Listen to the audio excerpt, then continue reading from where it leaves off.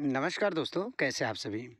दोस्तों आप लोग ये क्वेश्चन देख रहे होंगे कितनी बार रिपीट हुआ है दोस्तों। बहुत इंपॉर्टेंट क्वेश्चन है, इसका पूरा डिटेल के साथ यहाँ पर नीचे समझाया गया है। ऐसे दोस्तों सभी क्वेश्चंस का पूरा डिटेल यहाँ पर नीचे दिया रहेगा। आप लोग दोस्तों वीडियो को पूरा देखिएगा और चैनल को सब्सक्राइब जरूर कर लीजिएगा। चलिए क्वेश्चंस को शुरू करते हैं।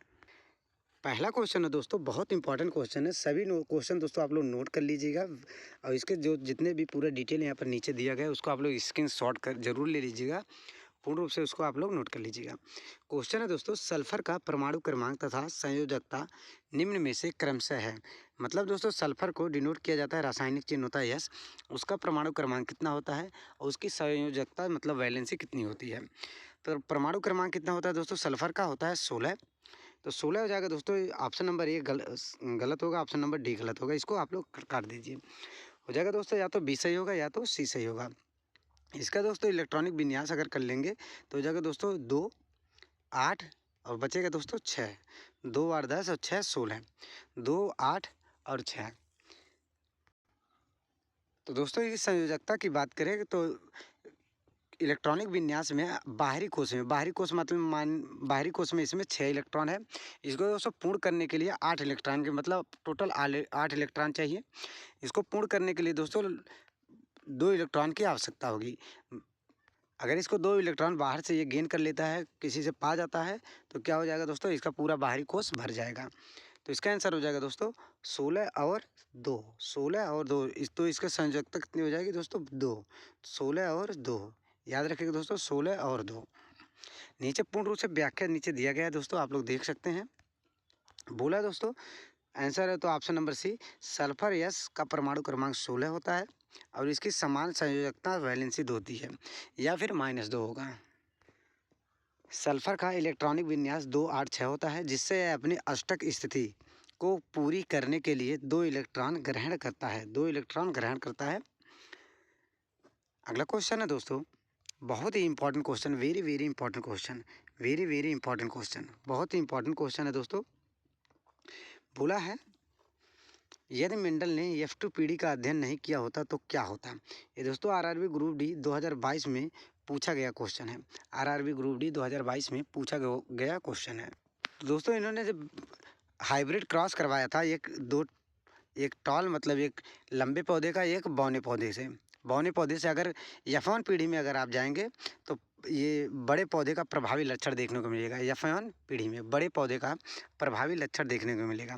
तो यहाँ से बड़े पौधे का अगर हाइब्रिड क्रॉस कराते हैं तो कैपिटल टी स्मॉल टी, फिर कैपिटल टी स्मॉल टी, फिर इस एक वाले कैपिटल टी से फिर से बनाएंगे कैपिटल टी और स्मॉल टी, फिर इसका दूसरे वाले से कैपिटल टी और स्मॉल टी बनेगा। मतलब सभी प्रभावी लक्षण कैपिटल टी को डिनोट करेंगे। सभी प्रभावी लक्षण कैपिटल टी से डिनोट करेंगे, मतलब सभी लंबे पौधे होंगे। लेकिन दोस्तों अगर F2 पीढ़ी में जाएंगे, यहाँ से F2 पीढ़ी का निकालेंगे तो कैपिटल टी स्मॉल टी और कैपिटल टी स्मॉल टी का अगर हाइब्रिड क्रॉस कराएंगे तो यहाँ पर दोस्तों एक टॉल मतलब एक बौना पौधा भी देखने को मिलेगा।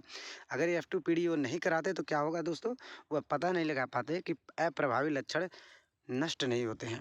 वह अप्रभावी लक्षण नष्ट नहीं होते, मतलब अप्रभावी लक्षण भी देखने को F2 पीढ़ी में मिलता है। बौना पौधा भी देखने को मिलता है, उसी को बोला जाता है अप्रभावी लक्षण।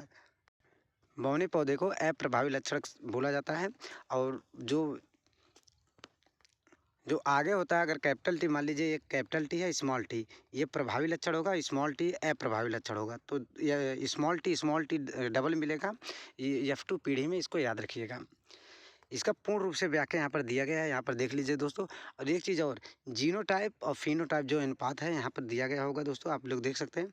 फिनोटाइप अनुपात 3:1 होता है और जीनोटाइप अनुपात दोस्तों 1:2:1 होता है।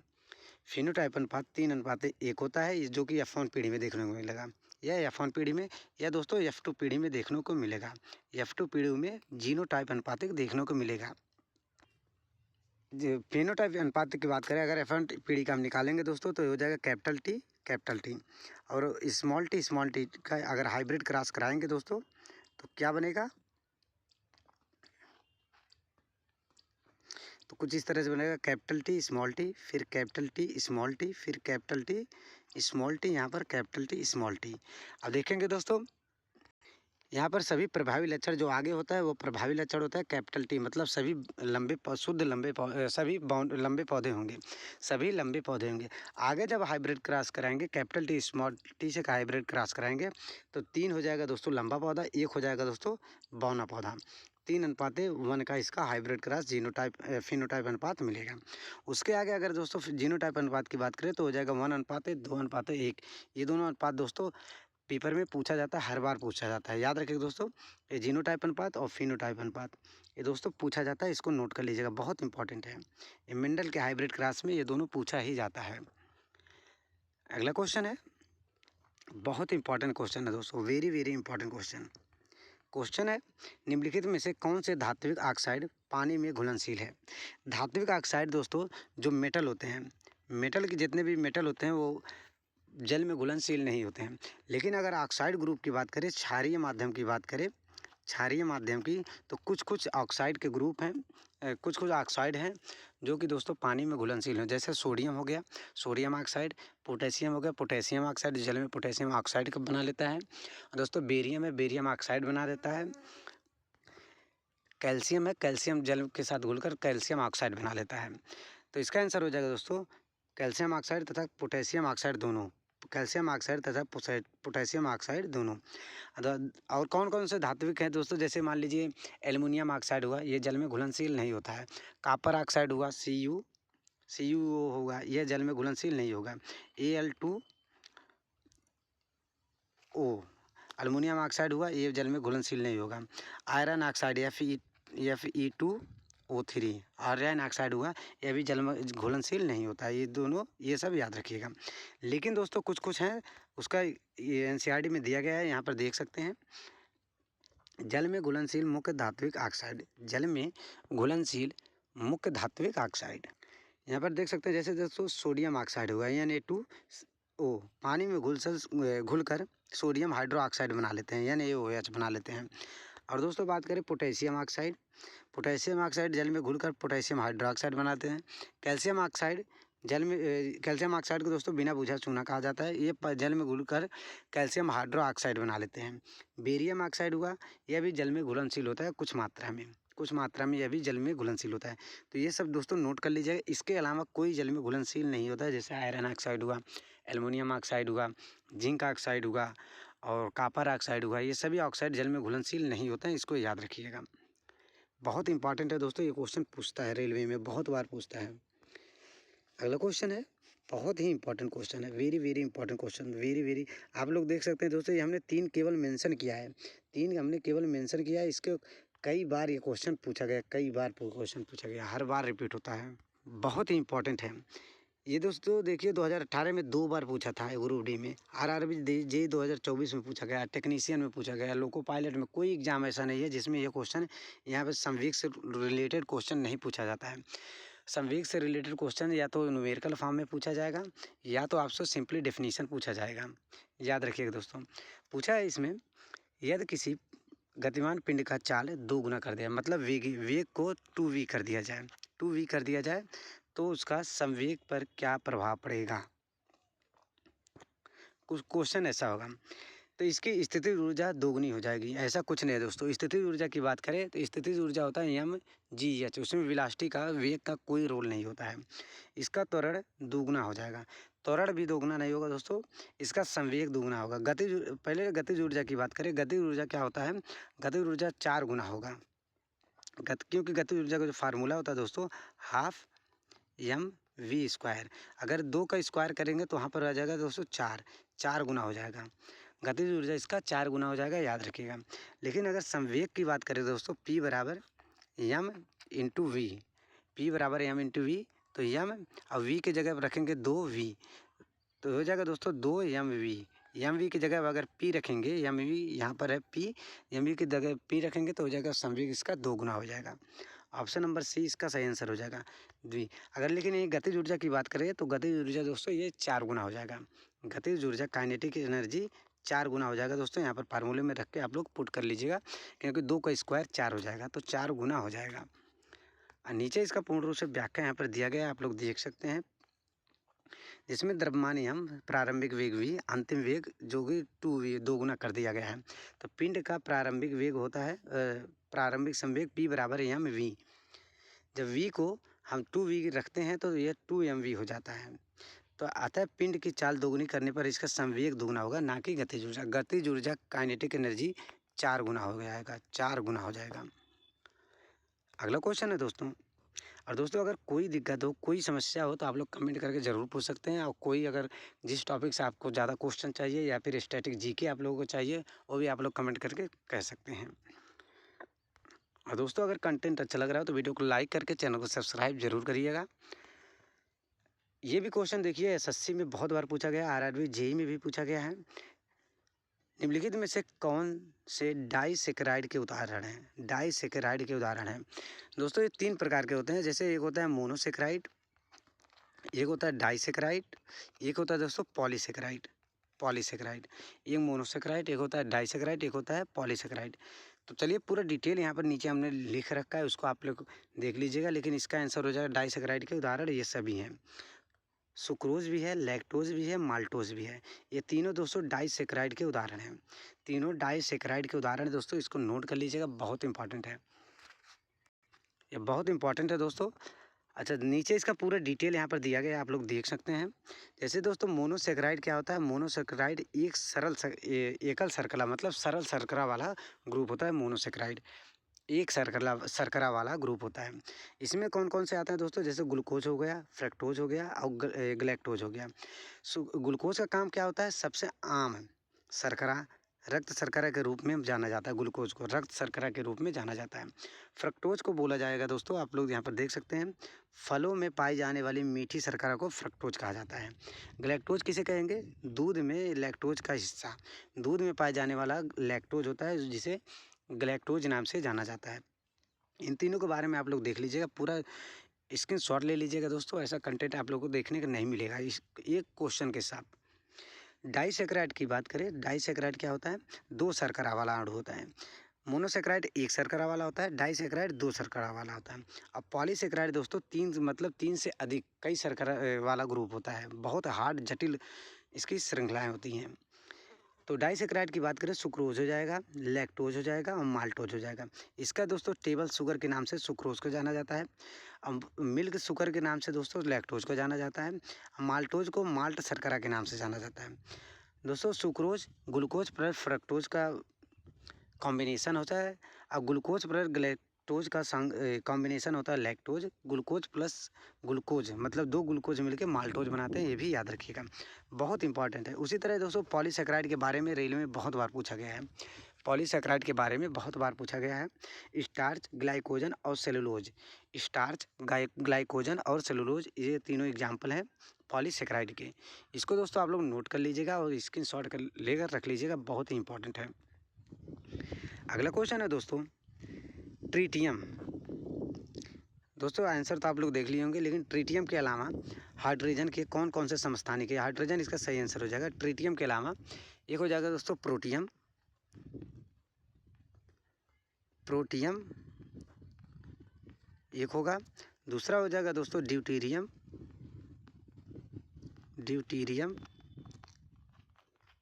ड्यूटीरियम और तीसरा हो जाएगा दोस्तों ट्रीटियम, तीसरा हो जाएगा ट्रीटियम। ये तीनों दोस्तों हाइड्रोजन के समस्थानिक होते हैं। हाइड्रोजन के तीनों समस्थानिक होते हैं, प्रोटियम, ड्यूटेरियम और ट्रीटियम। याद रखिएगा हाइड्रोजन के 3 समस्थानिक होते हैं, प्रोटियम, ड्यूटेरियम और ट्रीटियम। अगला क्वेश्चन है दोस्तों, बहुत ही इंपॉर्टेंट क्वेश्चन है, बहुत ही इंपॉर्टेंट क्वेश्चन है। तत्कालिक वेग और औसत वेग तब बराबर होते हैं जब, और तत्कालिक वेग और औसत वेग कब बराबर होते हैं? तत्कालिक वेग और औसत वेग कब बराबर होते हैं दोस्तों? जब उसमें त्वरण शून्य होता है, जब उसमें त्वरण शून्य होता है, उसमें कोई त्वरण ना हो, तब तत्कालिक वेग और औसत वेग एक बराबर होते हैं। अच्छा औसत वेग निकालने का फार्मूला क्या होता है? औसत वेग उसको आप लोग कमेंट करके जरूर बताइए। औसत वेग निकालने का फार्मूला ये दोस्तों मैथ में भी पढ़ाया जाता है और साइंस में भी पढ़ाया जाता है। अगला क्वेश्चन है, यहाँ पर देख सकते हैं, यहाँ पर डिटेल दिया गया है। अगला क्वेश्चन है दोस्तों,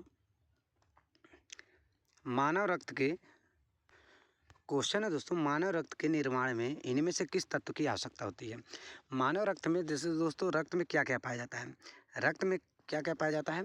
रक्त में पाया जाता है आरबीसी, डब्ल्यूबीसी, प्लेटलेट्स और दोस्तों एक और पाया जाता है प्लाज्मा। ये चारों पाए जाते हैं मानव रक्त में ये चारों पाए जाते हैं। तो आरबीसी की बात करें दोस्तों, आरबीसी का निर्माण किससे होता है? लोहा, आयरन की मात्रा से होता है। आयरन की मात्रा से आरबीसी का निर्माण होता है। ऑप्शन नंबर बी इसका सही आंसर हो जाएगा। लोहा बहुत ही इंपॉर्टेंट है, आयरन के माध्यम से आरबीसी का निर्माण होता है। आरबीसी का दोस्तों कब्रगाह किसे कहा जाता है? तब प्लीहा को। आरबीसी का कब्रगाह किसे कहा जाता है? प्लीहा को, याद रखिएगा। आरबीसी का जीवन काल कितना होता है? 120 दिन आरबीसी का जीवन काल होता है। आरबीसी का जीवन काल 120 दिन होता है। इसका कब्रगाह किसे कहा जाता है? प्लीहा को, इसको याद रखिएगा। रेड ब्लड सेल्स इसका फुल फॉर्म होता है वाइट ब्लड सेल, डब्ल्यूबीसी का फुल फॉर्म होता है वाइट ब्लड सेल, डब्ल्यूबीसी का फुल फॉर्म होता है रेड ब्लड सेल, आरबीसी का फुल फॉर्म होता है। आरबीसी का जीवन काल 120 दिन होता है और इसका दोस्तों कब्रगाह कहा जाता है प्लीहा को, ये भी याद रखिएगा। अगला क्वेश्चन है दोस्तों, बहुत ही इंपॉर्टेंट क्वेश्चन है, वेरी वेरी इंपॉर्टेंट क्वेश्चन। ये देख सकते हैं दोस्तों 3 बार रेलवे में लगातार पूछा गया, लेकिन दोस्तों अगर इसको पूर्ण रूप से रेलवे का इतिहास उठाकर देखा जाए तो कम से कम 20+ बार आया होगा। 20+ बार आया होगा दोस्तों। इस ऊतक के सिर्फ पादपों के ऊतक से रिलेटेड क्वेश्चन है। तो पूछा है दोस्तों, पौधों में किस ऊतक के कारण बाहरी परत कठोर होता है? मतलब ये क्वेश्चन पूछता है दोस्तों, नारियल का बाहरी आवरण, नारियल का कोकोनट का जो बाहरी आवरण होता है जितना हार्ड होता है वो किस वजह से हार्ड होता है, मतलब उसमें कठोरपन किस वजह से होता है? तो हो जाएगा दोस्तों स्क्लेरल काइमा की वजह से। कठोरता प्रदान करने का कारण है स्क्लेरल काइमा। दोस्तों चारों ऑप्शन से बहुत इंपॉर्टेंट है। एक इसमें जोड़ लीजिएगा फ्लोएम जोड़ लीजिएगा। ये दोस्तों ये पांचों से बहुत बार क्वेश्चन पूछा जाता है, चाहे वो एसएससी हुआ, चाहे वो रेलवे हुआ, चाहे वो यूपी का कोई एग्जाम हुआ, यहाँ से तो क्वेश्चन दोस्तों बनता ही बनता है। यहाँ पर डिटेल में बात कर लेंगे दोस्तों। ये ऑप्शन यहाँ पर जो दिया गया है ये गलत दिया गया है, सही दिया गया है। यहाँ पर इसका डिटेल की बात करें, पैरेनकाइमा क्या करता है? भोजन का भंडारण तथा प्रकाश संश्लेषण करता है। पैरेनकाइमा के अंदर एक ऊतक होता है दोस्तों एरेनकाइमा, ये भी क्वेश्चन पूछा जाता है। एरेनकाइमा पैरेनकाइमा के अंदर एक ऊतक होता है एरेनकाइमा, जो कि दोस्तों रिक्त स्थान के लिए जिम्मेदार होता है एरेनकाइमा। कोलेनकाइमा का क्या काम होता है? लचीलापन और यांत्रिक सहायता देना। स्क्लेरेनकाइमा का क्या काम होता है दोस्तों? कठोरता और मजबूती प्रदान करना। और अगर बात करें दोस्तों जाइलम का, तो जाइलम दोस्तों जल का परिवहन करना, जैसे जल का परिवहन करना। फ्लोएम मतलब दोस्तों भोजन का परिवहन करना। एफ से फ्लोएम और एफ से फूड, याद रखिएगा। एफ से फ्लोएम, एफ से फूड, ये दोस्तों सभी याद रखिएगा, बहुत ही इंपॉर्टेंट है। तो दोस्तों बस आज के लिए इतना ही। उम्मीद करता हूँ दोस्तों वीडियो पसंद आया हो। वीडियो पसंद आया तो दोस्तों चैनल को सब्सक्राइब करके वीडियो को लाइक ज़रूर करिएगा। और दोस्तों कोई डाउट हो आप लोग कमेंट करके ज़रूर पूछिएगा। कोई भी डाउट हो, जितना क्वेश्चन कराया गया उनमें कोई भी डाउट हो आप लोग कमेंट करके ज़रूर पूछिएगा।